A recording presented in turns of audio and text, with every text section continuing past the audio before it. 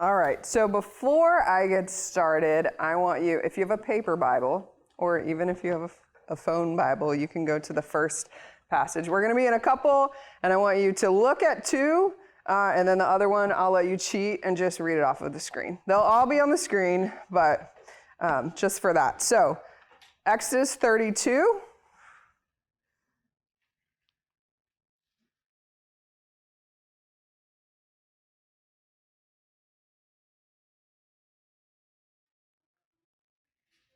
All right, Exodus 32 is where we're going to start.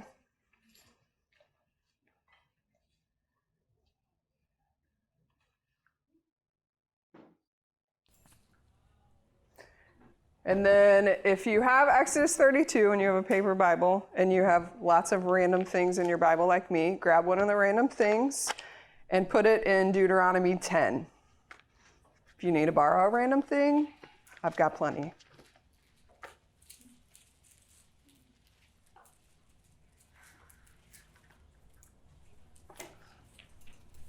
It's meant to be, Andrea. Deuteronomy what? 10. 32 or 10? Exodus 32, Deuteronomy 10. He goes Exodus 10. Remember, go with your instinct, Clara. Go with your instinct. Okay, so tonight we're talking about failure. All right, you guys ready? Everybody take a deep breath. And don't get anxious. All right, so most of my conversations with people about failure kind of fall in two different camps, right? You have the people that are like, oh, failure's not a big deal, right? It's a natural part of life. Everyone fails. You use those things to just grow. You know, can you tell that this is like probably not my train of thought, but this is what maybe the healthy people do. I don't know, and they're just like, it's just a normal thing. Right? This is how we grow. This is how we learn. This is how we make things better. You know, like an inventor would probably say that. Well, I have to make a bad one first so I can make a great one. I don't invent things. And then you have the other people who are just like constantly like, I failed again. I screwed up again. And, and you're constantly like struggling with that idea, right? And so usually one side of we'll just call it a coin, right? One side does not understand the other, right? They're complete opposites. And I don't understand why you think that way, because I just don't feel that way. I feel this way, and the opposite. But I find that failure is either motivating, right? Or it's paralyzing. Okay, so maybe not the first time, I don't know, when I was thinking back of like, okay, what story am I going to tell about a time that I failed? I was thinking about the first time, like in ministry, I'm like 21, when I felt like, oh, I really like screwed up. So I was working at a church with middle school and high school students, and we took a bunch of kids to a youth conference. And it was a pretty big one, like thousands of kids. And one of our kids they were like picking kids out of the crowd to like come up on stage, and I think they were dancing and singing and things like that. And one of our girls went up and everyone was excited. Well, then I think it was a week-long thing. We get back, and some of the youth leaders like share that, they were kind of embarrassed of the student that was up there. And they were embarrassed because of the way she was dressed. And so my 21-year-old self somehow got nominated to have a conversation with this girl about just appropriate dress. And I'm like, okay, I can do this, right? I'm like, she's a sweet girl. I'm sure she'll understand. We can have a good conversation about this, right? So I'm like, all right, I'm ready. I'm all prayed up. Call her up, go over to her house. I did. I was all prayed up. And I get there, and we have the conversation, and I walk away, and I think, okay, that was as bad as I thought, right? I leave, I go home, because it was the end of the day, and I come back in the next day to the office, and my boss calls me into his office, and he's like, what did you say? And I was like, what do you mean? He was like, what did you say? I was like, and I kind of recounted the conversation, and I was like, I thought it went okay. He was like, yeah, no. And so whatever I said, I don't even remember what I said, was evidently very hurtful to the girl. And I was devastated, I was like, here I had the best of intentions, and was just, trying to hold the girl accountable maybe and help her understand, and then whatever, it was offensive. And so I hurt this relationship that I had with her because she was a student that I knew well, right? And we can fast forward to the end, which is good, but it was a long road to get there, right? She lost trust in me because of the way that I handled the situation. And so it took a while to fight through that and continue to, try to form a relationship. And in the end, she was one of the girls that was in my small group all the way through, her high school years. And, I had like 4 girls, and we were all very close. And so, in the end, it worked out well, but it was a very tough lesson. And I felt it very deeply, that I had broken this, trust with this girl. Now, there are a lot of like positive quotes or things about failure, right? So I was like sitting at my desk thinking about, okay, how do most people see failure, or what are things that come to mind? And like the first one that came to my mind was, if you're not failing, you're not trying, right? It's like the motivational one, like, it's okay to fail, just keep going, right? And then you have Winston Churchill, who said, success is not final, failure is not fatal, it is the courage to continue that counts, right? That's empowering, right? Then you have Robert Kennedy, only those who dare to fail greatly can ever achieve greatly. And I like all of these, right? I feel like, it makes me want to like go do something big, right? But when I think about me, right, or I think about the times that I fail, the things that really come to mind specifically are times, especially when there is like heartbreak that comes with them, right? When I have done something that has really like broken or affected or hurt a relationship that I had with someone, right? These are the things that cause wounds, right? That sometimes take a long time to heal, or sometimes, unfortunately, never heal. So the text we're looking at tonight, in my opinion, is kind of like a heartbreak text, right? So we're looking at the golden calf. If you already turned to Exodus 32, your little title says that, right? The golden calf. And if someone asked you or asked me what a time was that you thought the Israelites failed, this would probably come to mind, right? There might be a few others, but this is kind of a big one.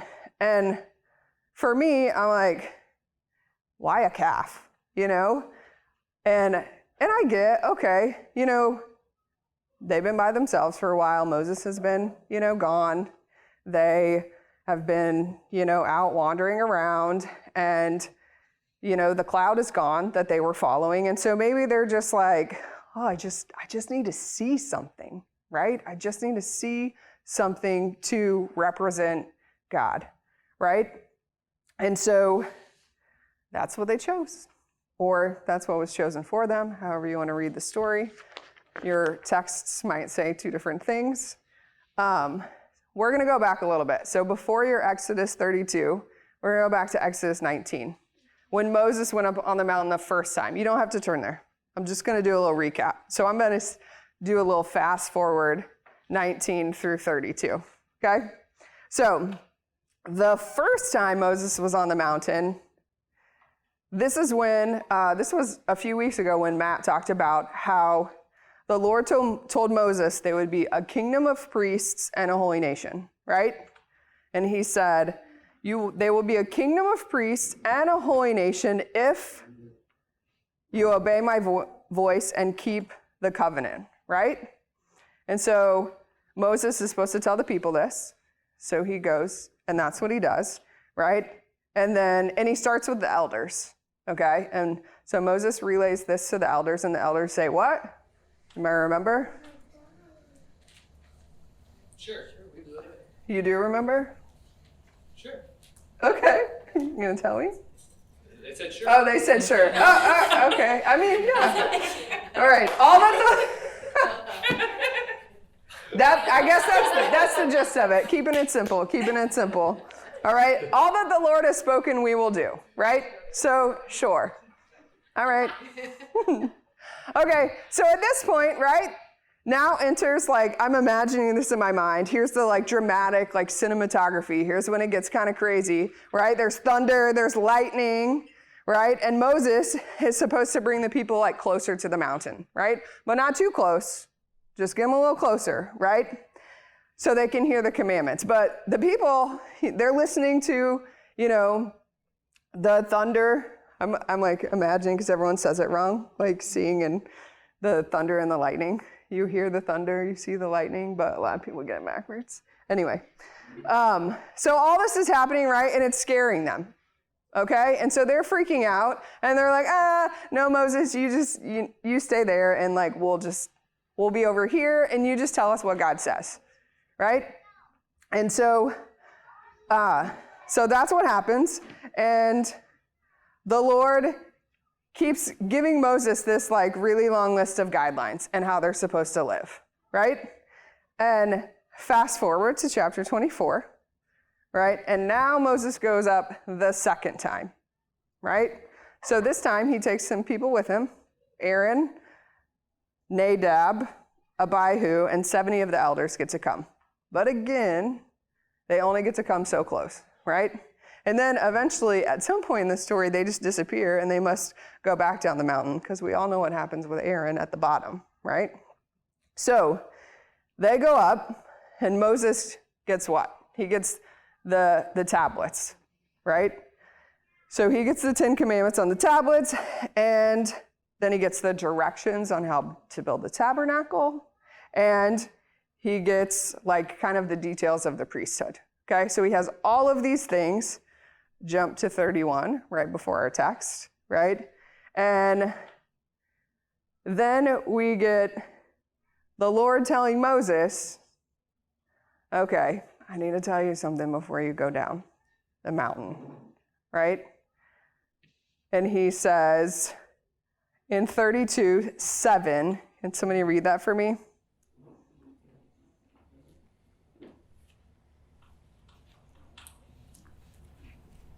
And the Lord said to Moses, go down, for your people whom you brought up out of the land of Egypt have corrupted themselves. All right. So I can imagine this like maybe with a little more oomph. Can you just, like the Lord is telling Moses this, right? So like maybe with a little passion, because I feel like he's probably not very happy, right? Get your butt down there. He's mad, right? Now all of a sudden it's your people instead of mine. Right. So he's like, your people whom you brought out of the land of Egypt, my emphasis, obviously, they have corrupted themselves, right? He's mad, and so he's warning Moses about what he's about to see, but he is mad, right? So the word corrupt, what does this word mean? And so this word actually jumps back to Genesis, right? And this is the one you don't have to go to. I'll let you cheat and look off the screen. So, Chris, can you read what's on the screen? Now the earth was corrupt in God's sight, and the earth was filled with violence. And God saw the earth, and behold, it was corrupt, for all flesh had corrupted their way on the earth. And God said to Noah, I have determined to make an end of all flesh, for the earth is filled with violence through them. Okay, so the Hebrew word in both texts, right, in Genesis for corrupt and in Exodus are the same word. Okay, and in this, like what happened in Genesis, right? In this passage, what was the end? The flood, right? So I'm thinking about this word, and you're like, oh no, this is bad, right? Because this isn't just like they did wrong. Like it's saying that they're corrupt. And if you know the word, you're like, well, last time, right? Last time when they said the people were corrupt, God wiped the earth of them, right? All but Noah and his family. And so I'm like, okay, well, what's God going to do this time, right? So, but in Genesis 9, right, he says, I won't flood the earth again, or he wouldn't wipe the earth again of all humanity or living things, actually, I think is what the text says. So that can't be the option. So what's going to happen? All right, are you ready? Let's go back to Exodus 32. All right, on the mountain, the Lord tells Moses, let my anger burn hot against them. And the reality is it's already there, right? So just how angry is he?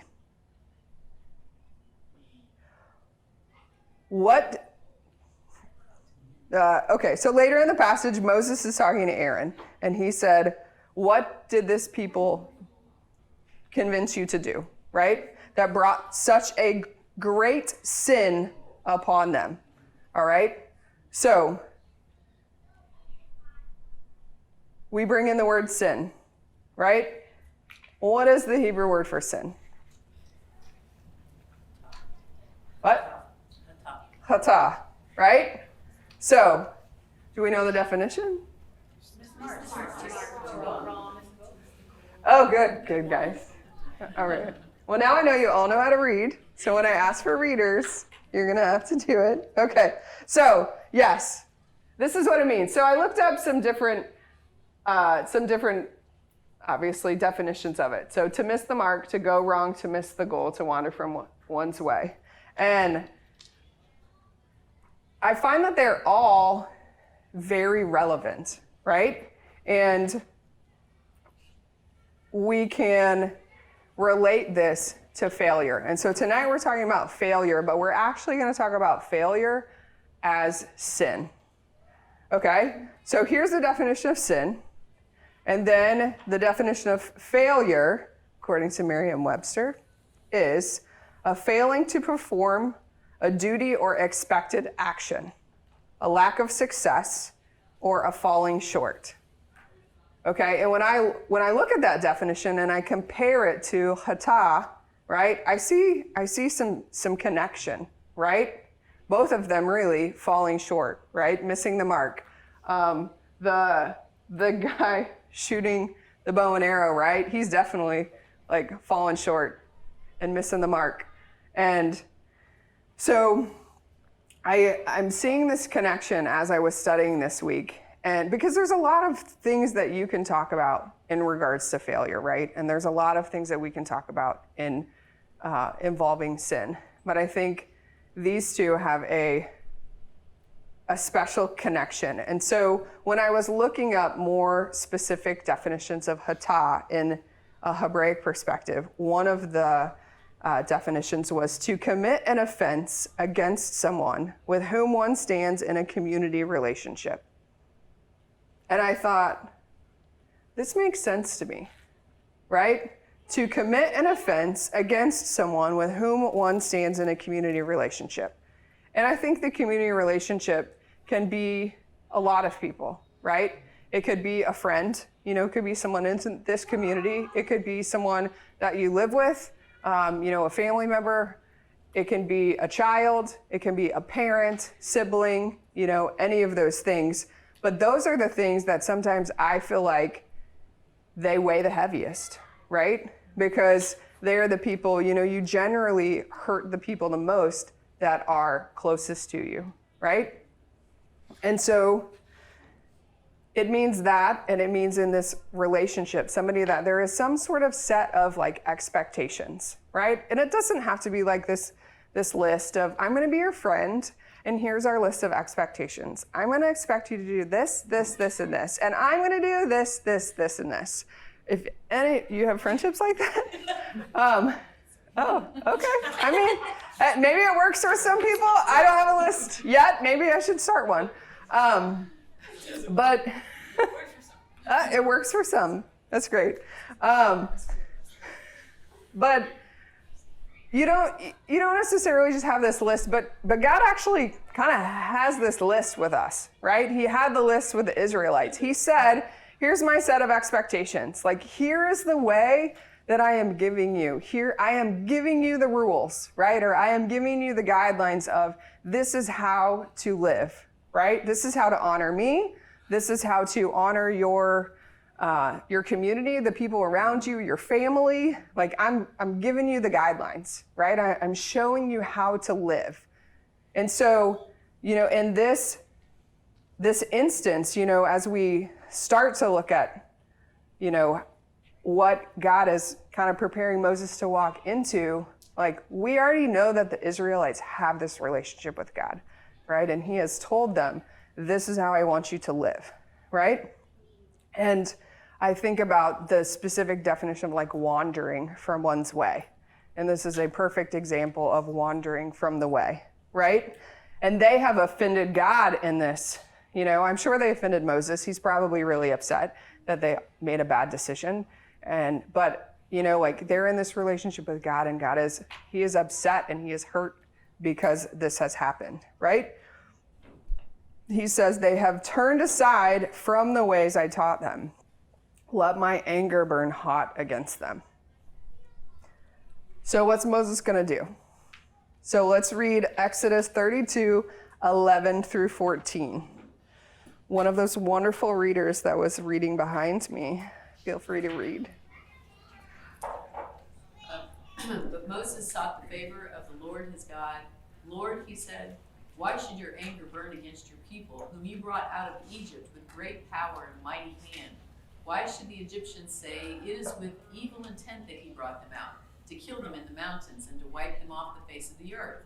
Turn from your fierce anger, relent, and do not bring disaster on your people. Remember your servants Abraham, Isaac, and Israel, to whom you swore by your own self, I will make your descendants as numerous as the stars in the sky, and I will give your descendants all this land I promised them, and it will be for their inheritance forever.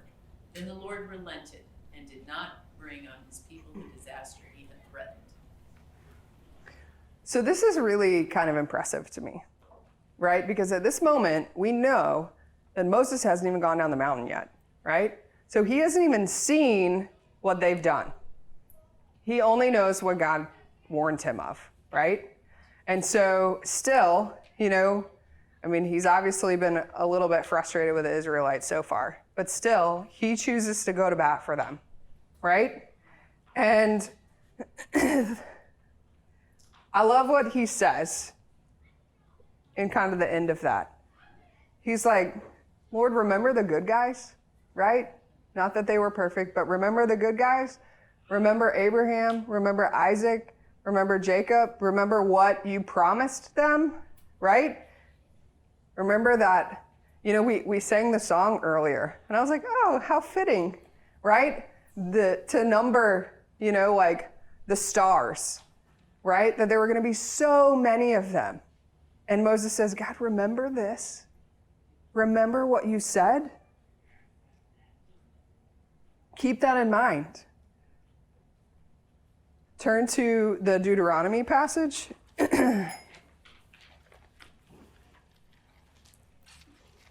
Deuteronomy 10, 12 through 15.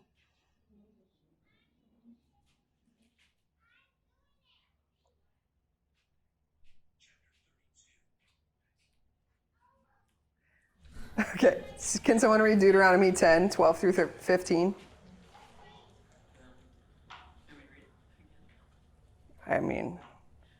Somebody else can read. I know that you have the ability. You guys all showed me. That one up there? I can't. What do you want? I can. You say? That you can read that whole slide. I got it. And now, Israel, what does the Lord your God require of you, but to fear the Lord your God, to walk in all his ways, to love him, to serve the Lord your God with all your heart, and with all your soul, and to keep the commandments and statutes of the Lord, which I am commanding you today for your good. Behold, to the Lord your God belong heaven and the heaven of heavens, the earth with all that is in it. Yet the Lord set his heart and love on your fathers and chose their offspring after them, you above all peoples, as you are this day. All right, Jacob, can you read the last one? You shall fear the Lord your God. You shall serve him and hold fast to him.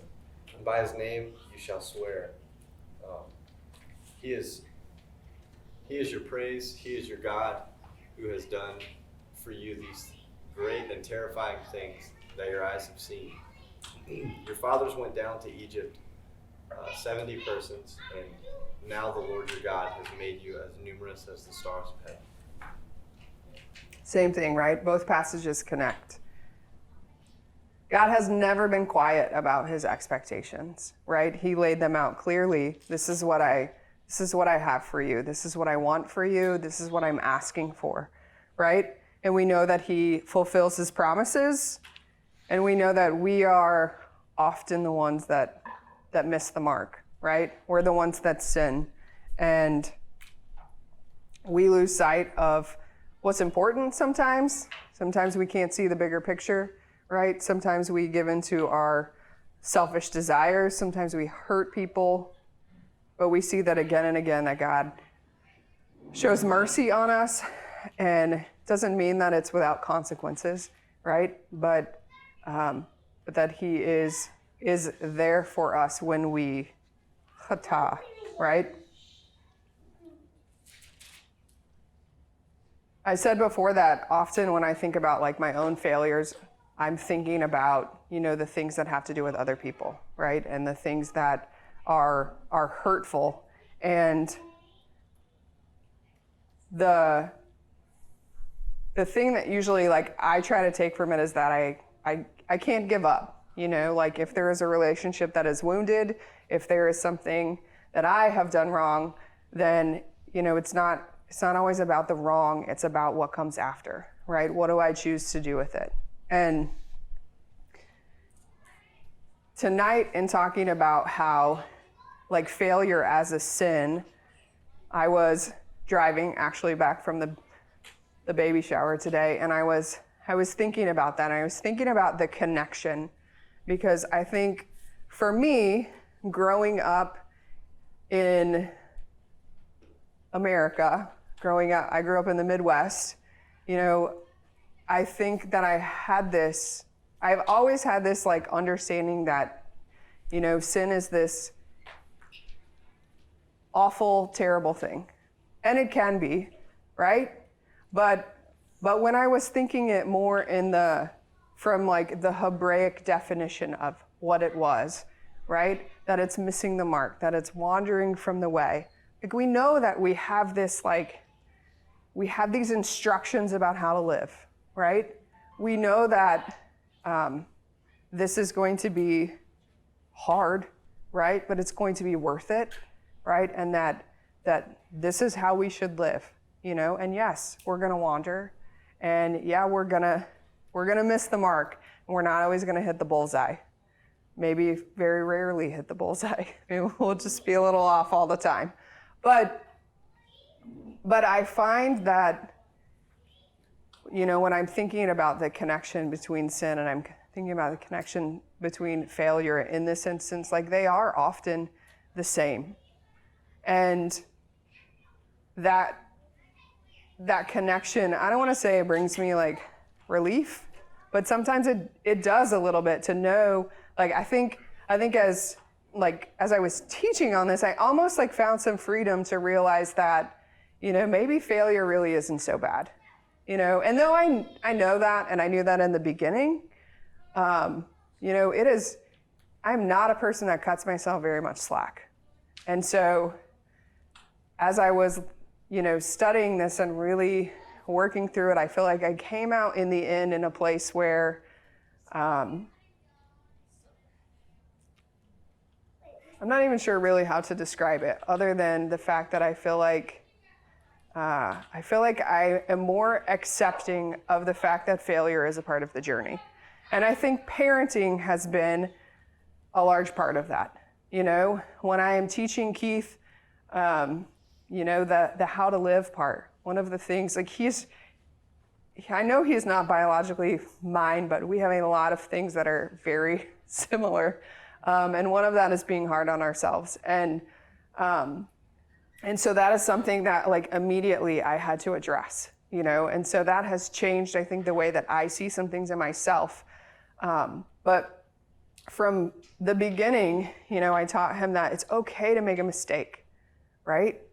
It's okay. Like, we are going to make mistakes, but it's what we do after that's important. And he'll probably tell you that I'm a broken record, you know, because I constantly say the things that I think are the most important. And I feel like as an adult, looking back, you know, this is the most important thing, right? When we fail, when we sin, when we screw up, when we miss the mark, whatever you want to call it, we have to do something about it, right? We don't get to leave it alone, because what happens when we leave it alone, right? It festers, it gets ugly, maybe it ruins a relationship completely. Maybe you just have an elephant in the room, you know, but I'll tell him, like, what are you doing about it, right? Are you owning it? You know, I'm very big on, you know, let's try to own what we do wrong, you know? And I love it, because then I'm like, oh, Abby, are you owning yours? You know, and it's that, are you owning your mistake? Are you asking for forgiveness? You know, are you seeking that out? And are you seeking to like learn from this and to make a change for the future so that you don't do it again, you know? And we often return to the same thing over and over again, right? But I can see him learning. I can see myself learning through it, because I have to ask myself the same questions that I ask him, you know? And I find that, you know, this is the part of the journey that maybe is the hardest. But, you know, when you come out in the end, you know that you have done what you needed to do, right? And you have hopefully come out maybe with a better relationship with someone because of it, because you have fought through the hard things, right? Or you have, or, you know, even if it doesn't work out, that you know that you've done what you needed to do, and you know that you have, you know, lived the way that you were supposed to live, and that hopefully that failure, you know, motivates you to keep trying, right? And I think that's really what it comes down to, is what does failure do for you? Or what does sin do for you? Does it motivate you, or does it paralyze you? I think that is what it's all about, right? Do we learn from it? Do we grow from it? Or do we let it hold us captive?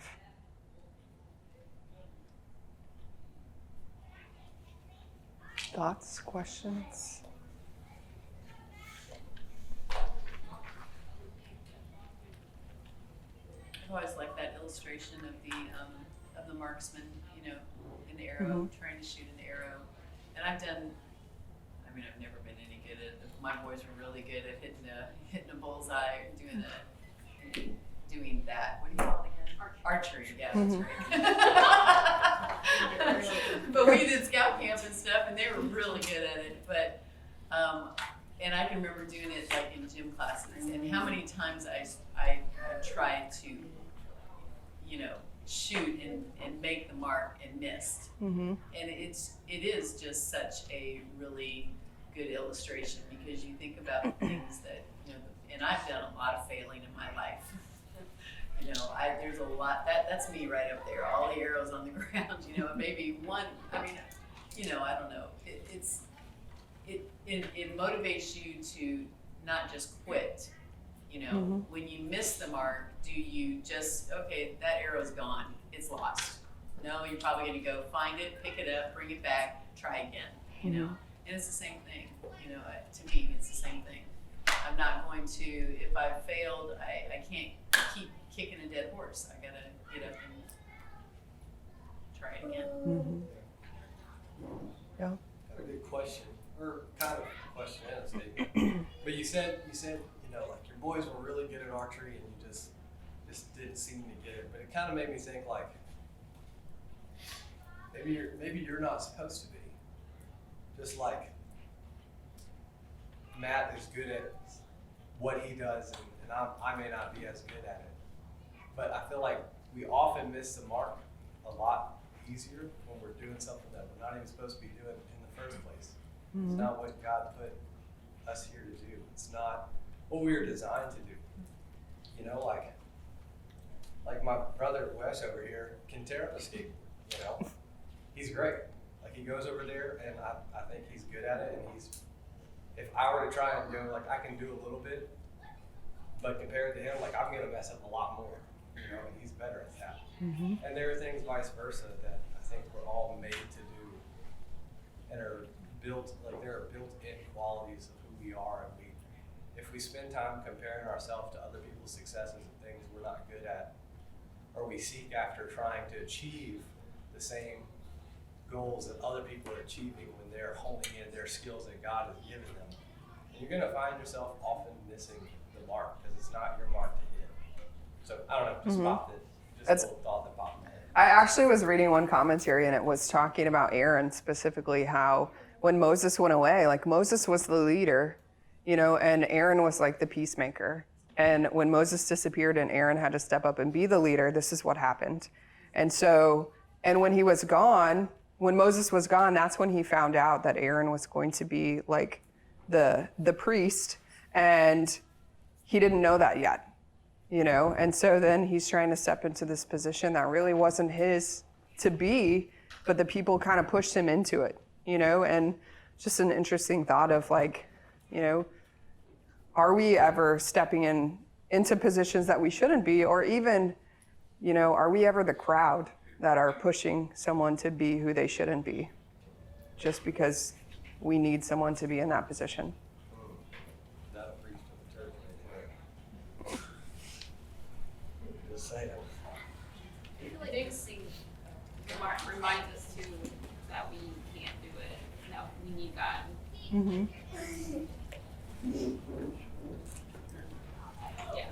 To make it all the time, I feel like that's not human, you know?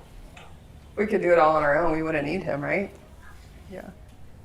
I think I spend a lot of my week with people, or I talk about my job all the time, I work in physical therapy, but I spend a lot of time with people who just who literally come in defeated, and they say all the time you know, they'll use the word failing, or they'll say I'm not doing this, I'm not where I'm supposed to be, or I'm not progressing as much as I should be. And it's like all day, every day I hear that, and it's insane because in my head I'm like, you were just you weren't walking last week, and now you're walking. You're literally standing and walking, and they don't see that because they're in it, they're in that battle, and they're in that pain, and they're in that struggle, and all they see is literally their failures. And for me, it just reflects on me all the time because I feel like that's the filter I see everything through. Am I failing? Am I doing well? Am I failing? Am I failing? And that's something that I have to work on, that I work through, because that can just overwhelm me all the time. But when I think about that, it's I constantly think about that visual of just when I'm sitting here in that, I'm letting it fester and I'm letting it overcome me and say you know, I'm sitting in that failure and feeling that failure is that identifies me. It's just not, it's not the case. And most often, you do look back and you're like, wow, yeah, there was meaning in that, there was goodness in that. And even if that was just a failure and I own that and I did fail, how I responded to it, you know,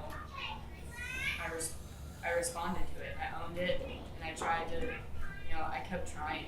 Even if I didn't succeed, whatever that means, you keep trying. And I think my patience, and even me, I had surgery or whatever, but you know, you just keep going, and little by little, it's you have to remind yourself not to get stuck in that tunnel vision of just seeing all your failures versus just being okay, this is a process, and this is a learning process, and I'm not a failure.